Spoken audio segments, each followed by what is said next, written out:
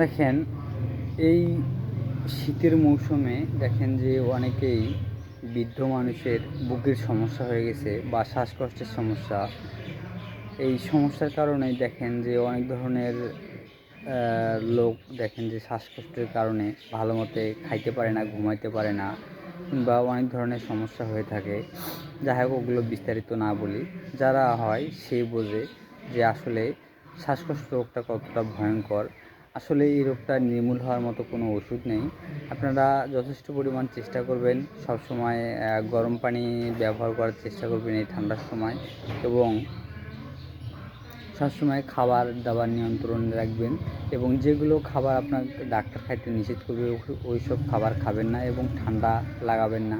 দেখা যাবে যে বেশি বেশি ঠান্ডা লাগালে এই ধরনের রোগগুলো দেখা দেয়। আপনারা আশা করি ভালো থাকবেন, সুস্থ থাকবেন।